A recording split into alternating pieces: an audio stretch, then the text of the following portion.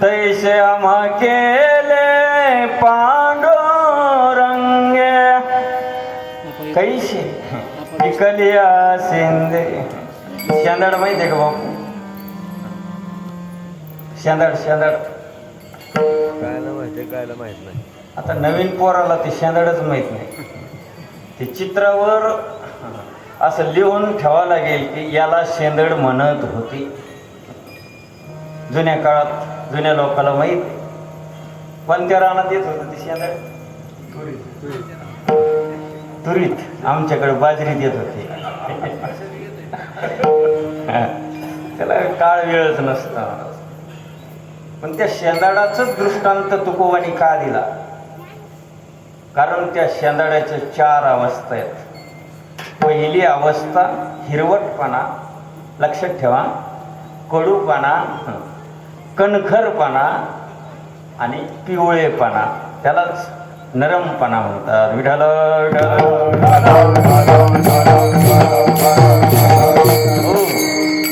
शेंदाड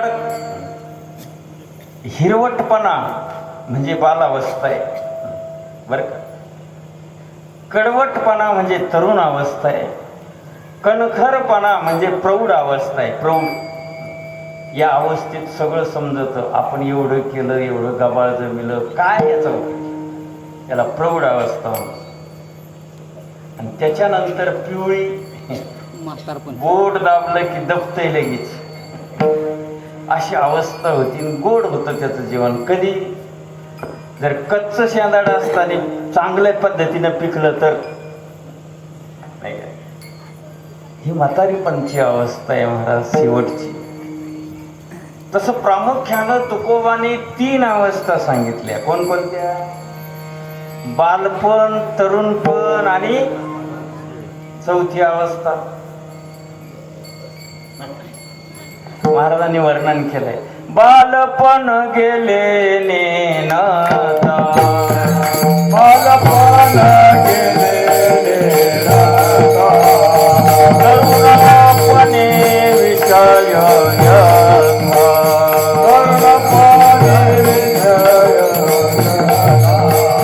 वृद्धपणी प्रवर्तते चिंता, वृद्धपणी प्रवर्तते चिंता, मरे मागोता जन्म धरी, प्रथम केला गर्भिवास, प्रथम केला गर्भिवास, प्रथम केला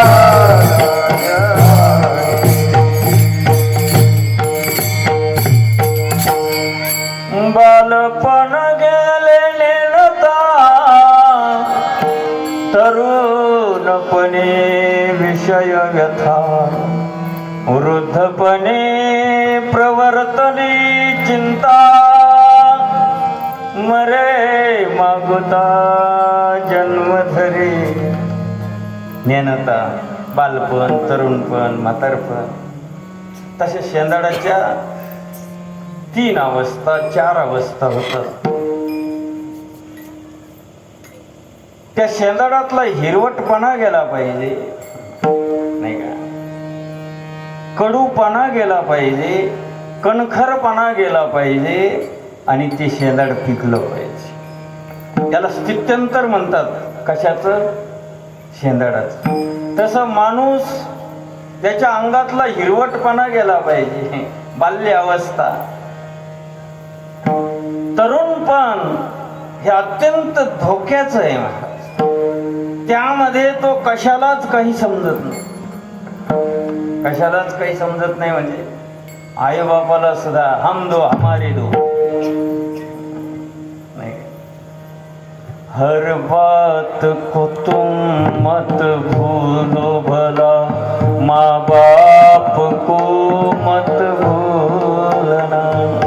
त्या आई बापाला सुद्धा काही समजत नाही महाराज. ही तरुणपण आहे महाराज. एवढंच नाही तर कवीड गावात फिरत असताना असं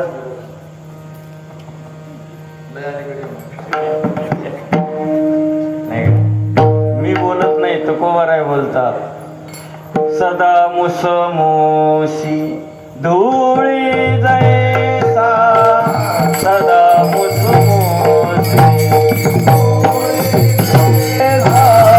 सदा मुसमोशी धुळी जैसा, सदा मुसमोशी. तारुण्याच्या मध्ये न माने कोणाशी, सदा मुसमसे धुळी जैसा. तारुण्याच्या मध्ये न माने कोणाशी, सदा मुसमसे धुळी जैसा. धुळी जैसा सदा मुसमसे, उर्मटपणा असतो अंगामध्ये, त्याला काही भानच राहत नाही. पण ही अवस्था किती दिवस आहे महाराज? कधीतरी शहाणपण यायला पाहिजे. शेंदाडातला जसा कडूपणा जातो तसा जीवनातला कडूपणा, म्हणजे जीवनातलं दुःख संपलं पाहिजे, जीवनात चांगला विचार आला पाहिजे. पण काही शेंदाड पिकतच नाही, कडूपणा सोडित नाही. आणि काही शेंदाड असेच, शेंदाड सांगत आहे बरं का, कोणी डोक्यात दुसरा अर्थ घेतो.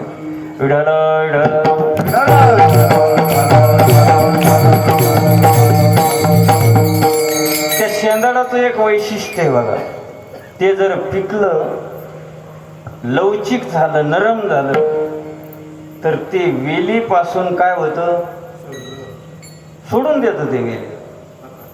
बरेच शेंदाड असे का ते येलीला सोडित नाही. बायको म्हणती हे मराना कमून एकदाचा मेला. गाढवासारखं सारखा लातळा करतोय, काय थुकलंय काय गाणे.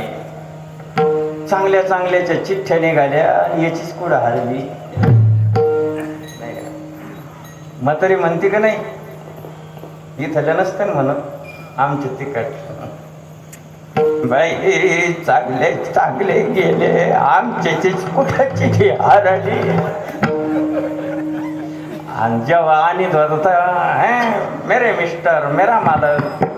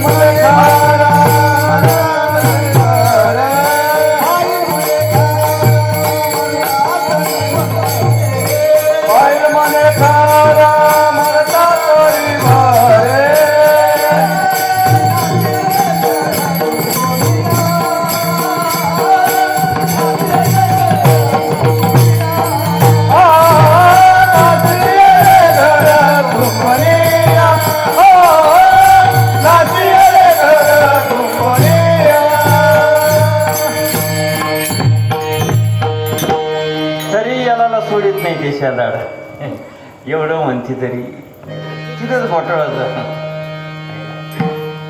म्हणून महाराज सांगतात, बाबा एकदा पिकावं माणसाने, त्याची वाणी अशी पिकली पाहिजे. त्याच्या वाणीत असं तप येतं महाराज. जर नामानी वाणी पिकली ना, ते जे बोलून तसंच घडत नाही. पण पिकायला पाहिजे ना, वाणी पिकतच नाही महाराज. काय वाणी काही बिचाऱ्या जावा जावा एकत्र राहत होत्या.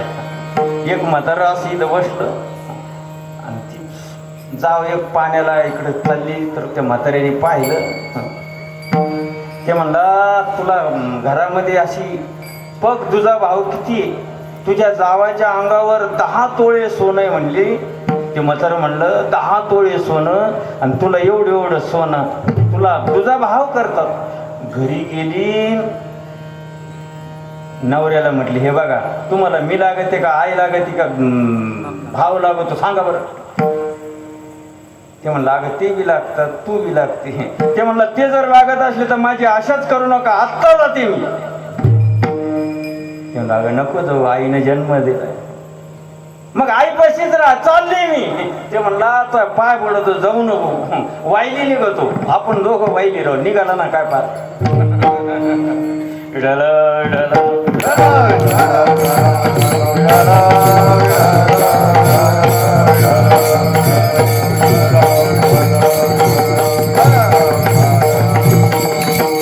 आणि म्हणून कधीतरी वाणी पिकली पाहिजे. काय वाणी होती महाराज साधू संतांची.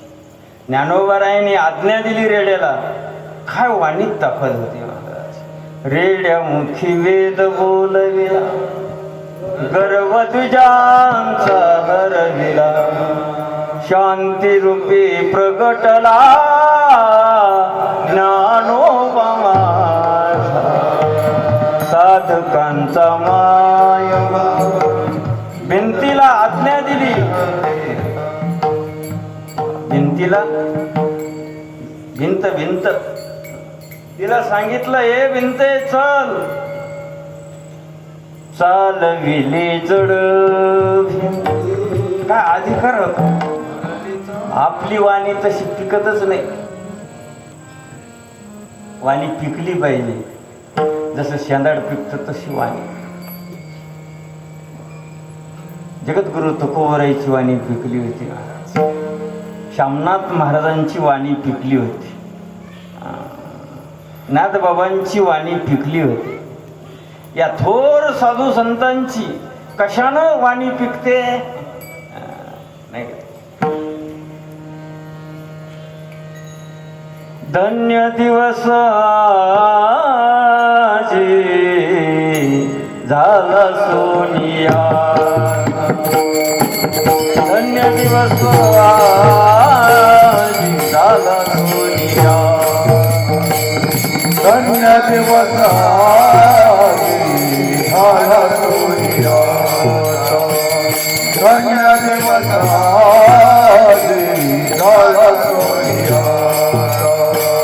पिकलिया वाचा राम नामे, पिकलिया वाचा राम नामे, धन्य दिवस आजी झाला सोनियाचा, धन्य दिवस आजी झाला सोनियाचा.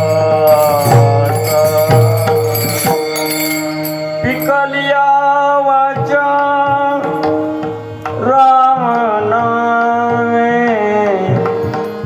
रामनामानं ती वाणी पिकत जसं शेंदाड पिकतं.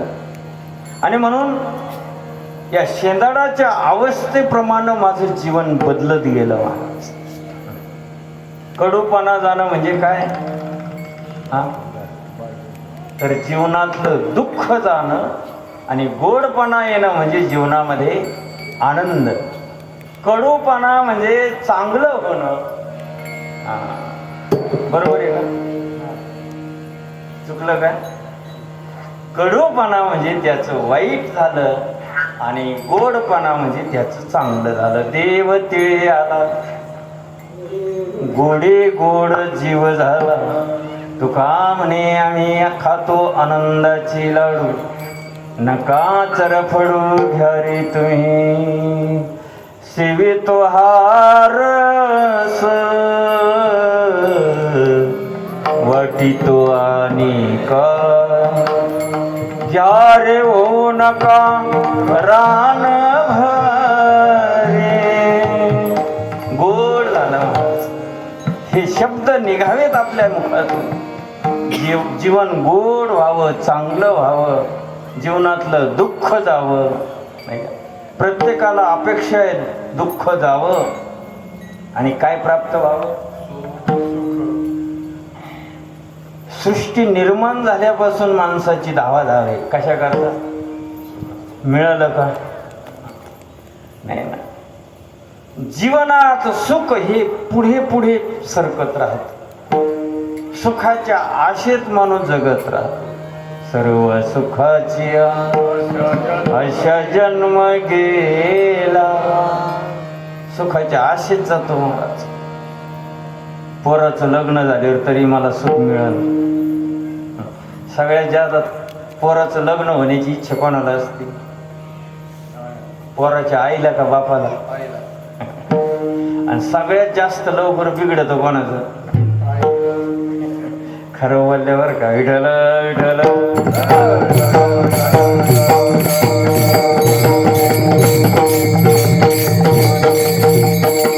बरं जाऊ द्या, लग्न झालं पोराचं, होती का सुखी? नाही म्हणलं झालं ना लग्न, आता काय झालं? काय सुने म्हणे कुंकून वावटळ घरात आली म्हणे, माणसं दानादिनच केले. वावटळ झाली म्हणे घरात, माणसात माणूसच ठुला नाही. म्हणलं जाऊ द्या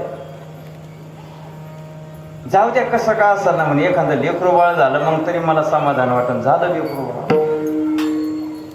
ती म्हणली तरी दुःखीच होती. मी म्हणलं आणखीन काय अपेक्षा? ती म्हणे लेकरू बाळ झालंय, त्याचं शिक्षण झालंय, पण त्या पोराला मी लग्नात पाहीन एवढीच अपेक्षा, आणि मग सुखी होईल. तोपर्यंत 90 वर्षाची होती. काय पाहता 91व्या वर्षी तू ही मेरा करता, तू ही मेरा धरता, तू ही मेरा राम, तू ही मेरा श्याम. गेली कुठं? इकडेच आहे ना.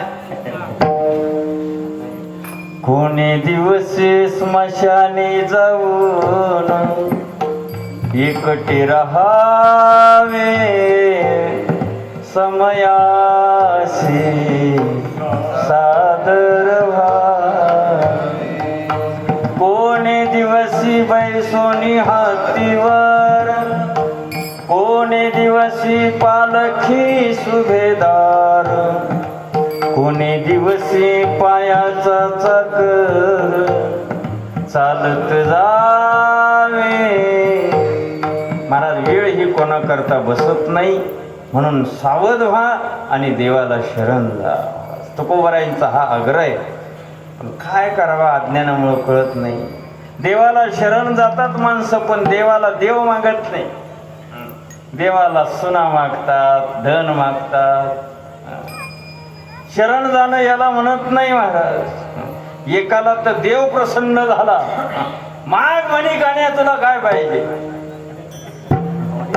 गाणे कोणने निघाल हो पाटीलच आता, पाटलाचा आला गाडा. पण इथले गणू सोडून तो गणू होता 14 वर्षाचा. तो गणू म्हणला देवा 9 दिवस झाले उपाशी, 9व्या दिवशी तुम्हाला प्रसन्न झाला. भगवान शंकरा श्रावण महिन्यात उपासना केली होती. नमः शिवाय ओम नमः शिवाय, हर हर भोले नमः शिवाय, नमः शिवाय ओम नमः शिवाय, हर हर भोले नमः शिवाय. 9व्या दिवशी देव आला. बोल गणू. थांबा 11 वाजता सर, नाही का थांबायचं ना 11ला. 9ला संपणार आहे बरोबर. काय सांगत होत रे? गणूला 9व्या दिवशी देव आला. बोल गणू काय पाहिजे? गणू म्हटलं देवा 9व्या दिवशी आला ना, माझ्या जीवनात असा बदल कर का माझी बॅग सतत पैशाने भरलेली पाहिजे. मला मोठी गाडी पाहिजे, नुसती गाडी नाही तर त्या गाडीभर मुली पाहिजे. काय म्हणला गणू? 3 मागण्या केल्या. काय जाऊ का मग मंदिरात? मी बसतो जाऊन. सांगा ना 3. हा बॅग भरलेले पैसे पाहिजे, मोठी लट गाडी पाहिजे, गाडीत मुली पाहिजे. देव हुशार आहे भोले बाबा. देवाने काय केलं, एवढ्या साधनेचं फल याला एसटीचं कंडक्टर करून टाकलं. आता कंडक्टर झाल्यावर झाले का नाही पूर्ण पैशानी बॅग. मुंबई गाडी जर निघाली तर 4-6 लाख रुपये भ्यासलेलेच असते. पण त्याला माहीत असतं आपले नाही. दुसरी काय मागणी होती, मोठी गाडी पाहिजे, किती लांब लटक घे.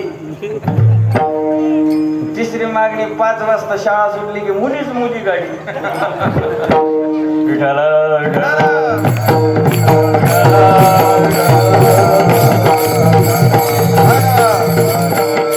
देवाला शरण गेलं की देव मागावा. 5 वर्षाचा ध्रुव बाळ देवाला शरण जातो. त्या ध्रुव बाळाच्या शरणागतीच्या मोबदल्यात आढळपद दिलं. 5 वर्षाचा उपमन्यू दूध मागण्याकरता देवाकडे गेला. दुधाचा समुद्र दिला. उपमन्या कारणे कैसे धावशी लवलाई, पाजी प्रेम पाना क्षीरसागरा ठाई. दुर्वास पातला धर्मा छळावयावनी, धावशी लवला ये शाखा ते. म्हणून देवाला जे जे शरण गेले त्यांचं जीवन परिपक्व झालं. शेंदाडासारखं नरमपणा आला, शांती अंतकरणामध्ये प्रगट झाली. आणि याचा परिणाम पिकल्यामुळं भगवान परमात्मा काय करतो, स्वतःच येतो, नाही तर कोणाला तरी गुरु म्हणून आपल्याकडे पाठवून देतो. आपणची देवा योग्य पिकलं हे जीवन का तो सद्गुरू येतात आणि अहम ब्रह्मास्मी या वृत्तीचा वाद करतात. मी अमुक आहे, मी तमुक आहे, मी देह नाही, मी कोण आहे, मी तुका म्हणे हा तो स्वय परब्रह्म. ते सद्गुरू ज्ञान देतात. बोध दिला मज सांगते, मार्ग दाविला नीट. भ्रांती हे समूळ गेली, दिसू लागली वाट. नाचत प्रेम छंदे, चालू लागलो सपाट. हा बोध देतात. तू कोण आहे, तुम्ही कोण आहे बापू. ते म्हणतात मी या गावचा बापू आहे मी. पण या गावचे तुम्ही आहात का गाव तुमचं आहे. गाव तुमचं आहे का, तुमचं नाही. मग गाव तुम्हाला सोडतं का तुम्ही गावाला सोडता. काय होत, गाव जर आपलं असतं तर आपल्याला सोडूनच दिलं नसतं. याचा अर्थ गाव आपलं नाही. जो मी म्हणतो तू नेमकं कोण आहे. हाताला म्हणतो मी. ज्याला मी म्हणतो ते माझं नसतं आणि जे माझं असतं त्याला मी म्हणायचं नसतं. विठ्ठल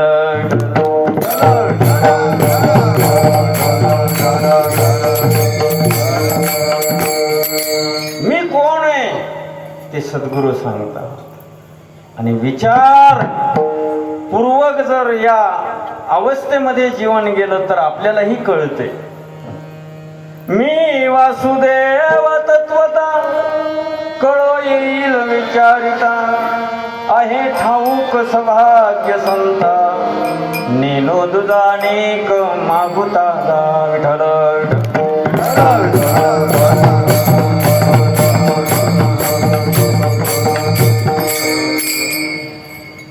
तुकोबराईचं जीवन पिकलेल्या शेंदडासारखं झालं. म्हणजे मऊपणा आला, नरमपणा आला, कडूपणा गेला त्याच्यातला. पिकलिया शेंद तैसे आम्हा केले पांडुरंग. पांडुरंगाने आम्हाला तसं केलं. कसं, शेंदडासारखं. आमच्या जीवनातला कडूपणा गेला, हिरवटपणा गेला, कणखरपणा गेला. कणखर म्हणजे निबारपणा. कणखर असतं ते शेंदाड. आता मला या अभंगावर ज्या दिवशी बोलायचं त्या दिवशी खिशात शेंदाडा जाणं लागत काय काय. बरेच कीर्तनकार आमच्याकडे दहाव्याला कावळेच घेऊन येते पिंजऱ्यात. कावळा शिवत नाही. कसं शिवा, म्हातारं मरूस तर ऊसातच लक्ष होत.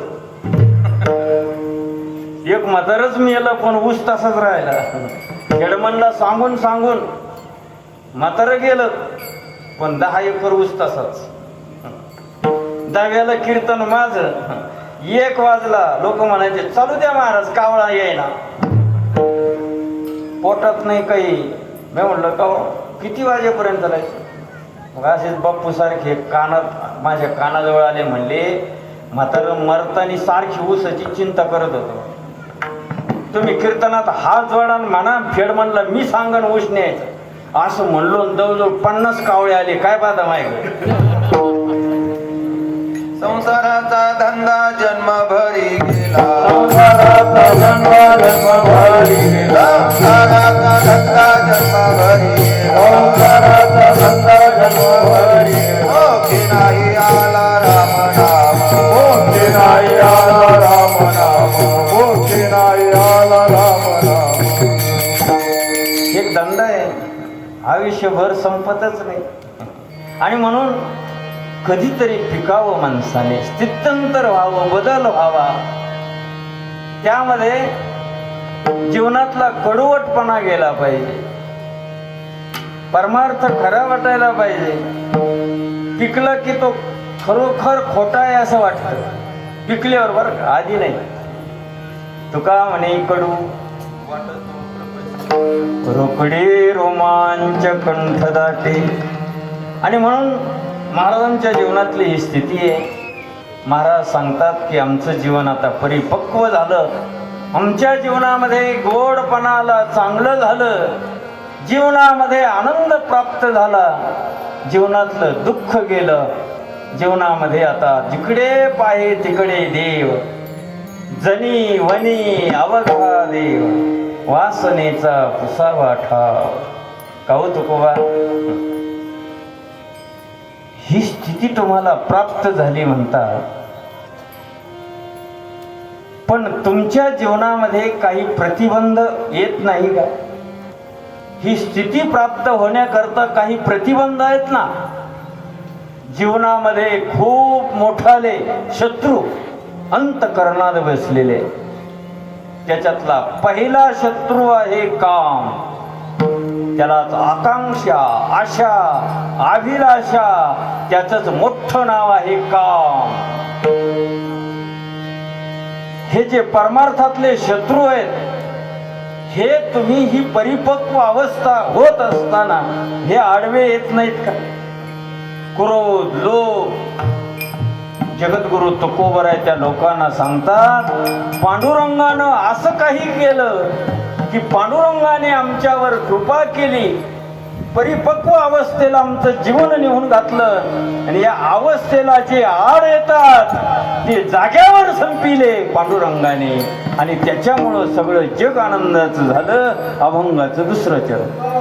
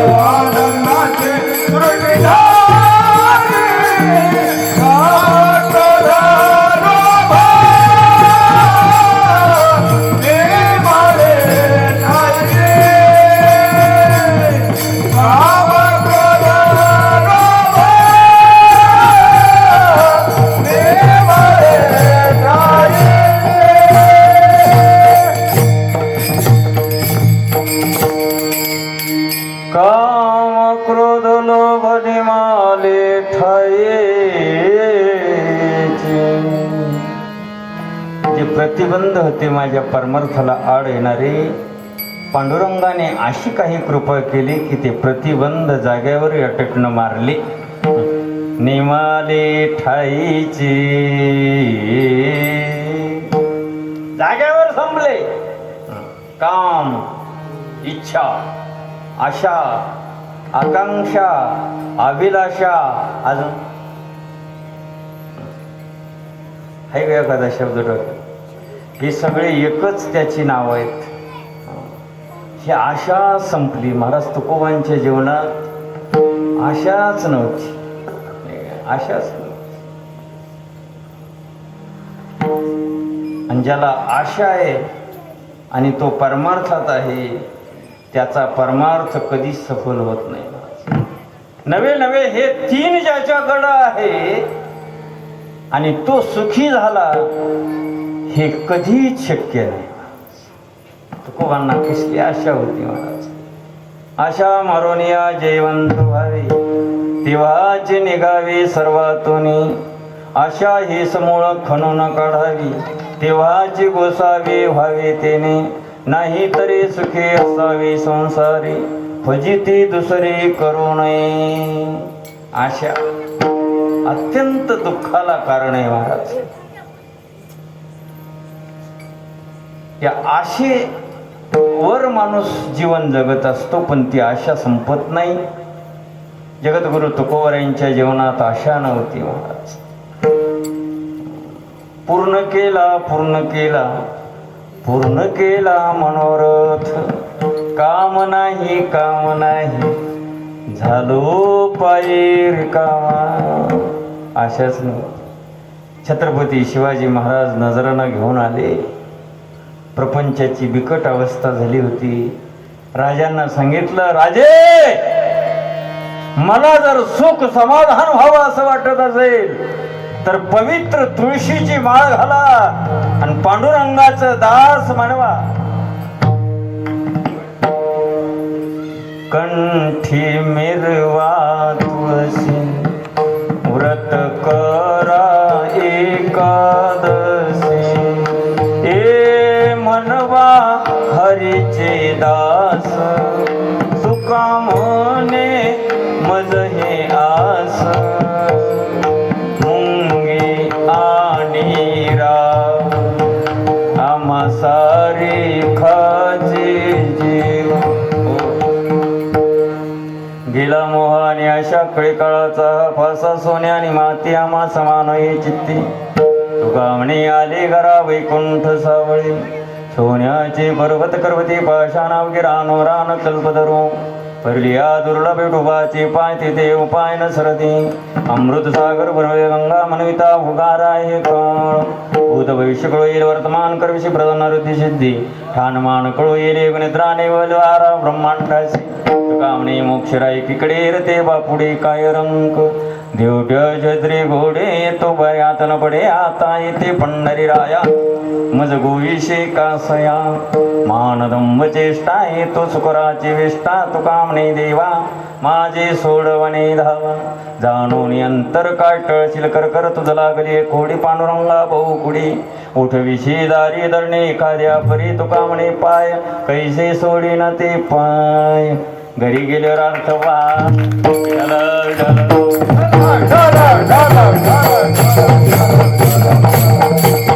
महाराज हे छत्रपती शिवाजी महाराजांना लिहिलेले अभंग आहेत तुकोबांचे आणि हे गाथ्यात आहेत. आणि म्हणून मोह नव्हता आशा नव्हती.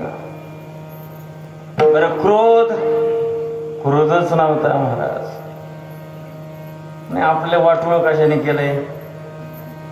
यानेच केलं. थोडं जरी चुकलं तर त्याचं तोंड पाहणार नाही. त्याच्या लग्नात नाही त्याच्या मौतीला नाही. तू गेल्यावर काय राहणार आहे का? मौतीला नाही गेला म्हणून का वैकुंठाला जाणार नाही का तू? कसे अशा अवलदी आमच्या तिकडे लय बेकार लोक आहे महाराज. इकडे चांगले विचार. अहो नम्र झाला होता त्याने कोंडिले अनंता. चुकतच असतो. त्या चुकीवर पांघरून टाकून जर आपण त्याला मिसळून मिळून घेण्याचा प्रयत्न केला एकदा चुकेल दोनदा चुकेल. मी सांगत असतो एक चोरी करायला चोर आले. अत्यंत क्रूरपणे हातामध्ये हत्यारं होती. रात्री 12 वाजता काळे कपडे परिधान केलेले खडे राहो. आत आल्यानंतर आत जी पती पत्नी होते ना ते उठले, त्याला पहिलं बसायला टाकलं. त्या बाईनं सुंदर असं पक्वान्न तयार केले त्यांना खाण्याकरता. बसा बसा, एवढ्या रात्री आले, कुठून आले, काय जेवले का नाही. असे सुंदर जेवण केलं, असे कपडे आणायला लावले. दुसऱ्या दिवशी त्यांना कपडे, पुन्हा जेवण पुरणपोळीचं, आणि प्रत्येकाला 1,000 रुपये दक्षिणा दिली. महाराज चोरी केली या संगतीने, आपलं नाही ना, नाही का. आणि म्हणून जीवनामध्ये क्रोध आला नाही पाहिजे. महाराज अहो क्रोधे यावी कुठी, अवघे आपण निघोटे, ऐशे कळले उत्तम जन तोची जनार्दन. आणि म्हणून महाराजांच्या जीवनामध्ये क्रोध नव्हता. महाराज जगद्गुरु तुकोबारायांना सासऱ्यानं दिलेली म्हैस मंबाजी काकाच्या शेतामध्ये गेली होती. याचाच राग आला होता, त्याला वाचपाच काढायचा होता. तुकोबांचा रागच होता त्याला. कोणाला? लोकाला ब्रह्मज्ञान सांगतो, दोरी गंडा करायचा, तो अंगात बिंगात यायची त्याच्याकडे भक्त मंडळीचे. आणि तुकोबाकडे लोक जास्त जायला लागले, त्याच्याकडे कोणीच जायना. म्हैस गेल्याचं निमित्त झालं. जगद्गुरु तुकोबारायांचं कीर्तन पांडुरंगाच्या मंदिरामध्ये सुरू झालं. राग होता डोक्यामध्ये. त्यानं विचार केला, आज याचा वचपा काढायचा. महाराजांचं कीर्तन सुरू झालं. सुंदरत ध्यान उभे विटेवर, विठ्ठल विठ्ठल विठ्ठल विठ्ठल. या मंबाजी काकानं काट्याची मुळी आणली, काट्याच्या काठीची मुळी आणली. चालू कीर्तनामध्ये धावत आला, ती मुळी अशी जाग्यावरती ठेवली. एक काट्याची काठी काढायचा. चालू कीर्तनात तुकोबाच्या अंगावरती सपासप वार करायचा. काटे अंगात घुसायचे, काठी मोडेपर्यंत तुकोबांना मारायचा. महाराज एक मुळी काट्याच्या काठीची संपली. महाराज कीर्तनात उभा आहे, अंगातून रक्त वाहत होतं. जगद्गुरु तुकोबाराय पांडुरंगाला जीव मुठीत धरून पांडुरंगाला बोलत होते, देवा बरवे बरवे केले विठोबा बरवे, पाहुनिया अंत क्षमा अंगे काठीवरे मारविले. पांडुरंगा, अरे बरं केलं, एवढा त्रास दिला तरी मला राग आला नाही देवा त्याचा. पावलो पावलो देवाता पावलो रे. शेवटी हाणून घरी जाऊन झोपला. तुकोबाने कीर्तन केलं. दुसऱ्या दिवशी कीर्तनात तुकोबा आले. मंबाजी काका कीर्तनात येऊन बसत होता, पण आज का आला नाही म्हणून तसाच विनान चिपळे घेऊन झोपडीत गेले.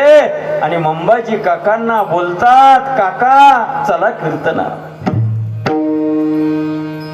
मंबाजी काकाचे हात आणि पाय दाबतात आणि मंबाजी काकाला पुन्हा कीर्तनात घेऊन येतात.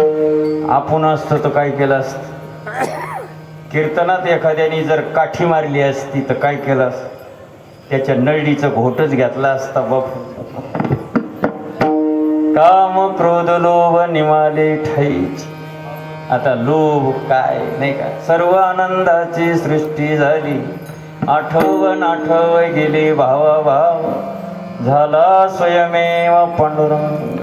तुका म्हणे भाग्य आणावे म्हणजे संसार जन्मीचे याचे लागी, काम क्रोध लोभ निमाले ठाईची, सर्व आनंदाची सृष्टी झाली ढोबर कुमारी. ढोबर कुमारी,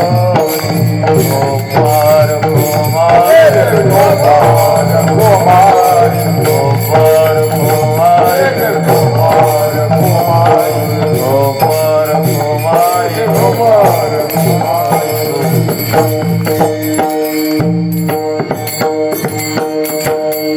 अभंग 4 चरणाचं आहे. वेळ आपली संपली नाही, 4 मिनिटं कमी आहे बघू. माझ्याकडं दिलेली ही सेवा, तसं मी या गावात येता येताच म्हातारा झालोय. प्रदीप महाराज, आता एक माणूस म्हणत होता, तुम्ही कोणत्या गावाची? इथं वट्यावर बसले. बाप्पू म्हणतो काय? बाप्पू त्याला म्हणजे डोकं बी का आहे का नाही तुला? त्याच्यात बारकाली पोरं होते असे. म्हणलं आता किती वर्ष झाली येतोय मी. पोरांना म्हणलं माझं नाव काय? ते म्हण टाकले मला. मग ते आईस्क्रीमच झालं बाप्पू आहे ना. कोण होते मला नाही सांगते.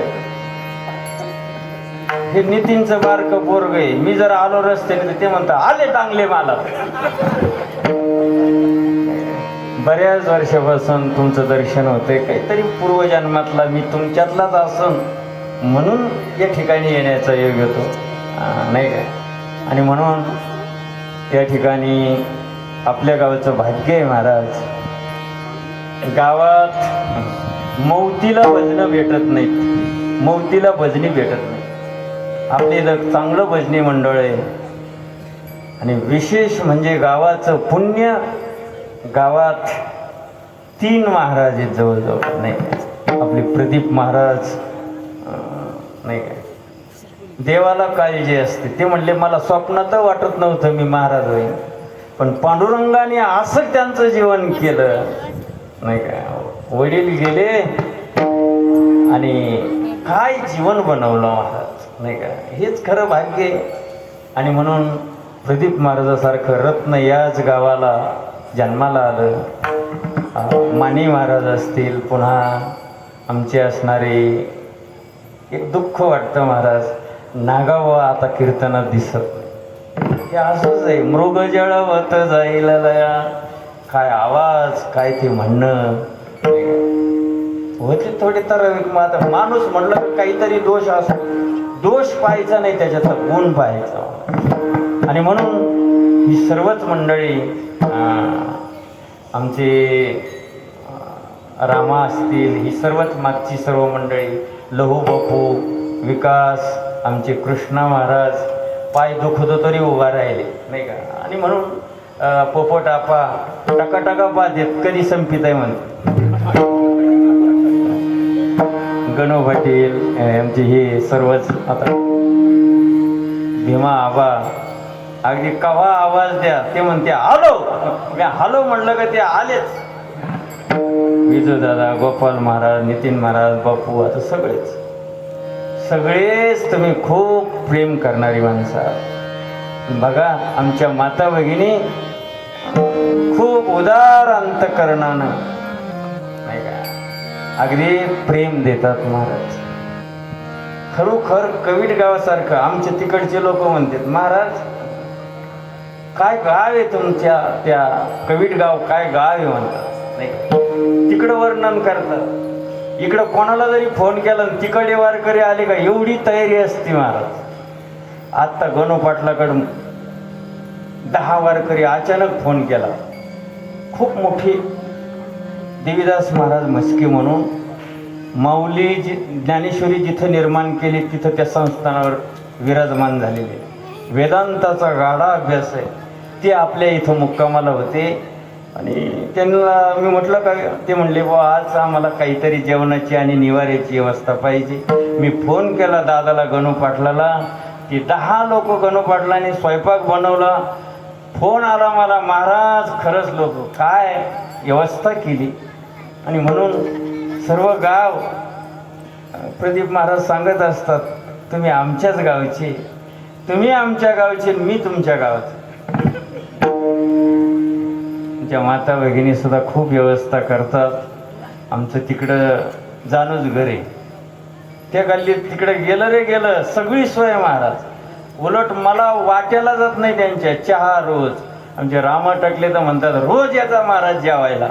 मी म्हणलं पंक्तीवाले मला बिघडतील नाही का, रोज एकाकडं आपलं जेवण करायचं. म्हणजे अनुभव असतील, रोज अगदी गरम पाणी आंघोळीला. त्या ताई तर एवढं महाराज कटाळाच नाही. कामाला जायचं असलं 9ला 5 मिनिटं कमी असले तरी चहा घ्या महाराज, चहा घेऊनच जा. काय प्रेम आहे महाराज, कोण कोणाला काय देतं हे प्रेमच आपल्या बरोबर येत असतं. म्हणून आमच्या काकी असतील या सर्वांच्या चरणी नतमस्तक होतो.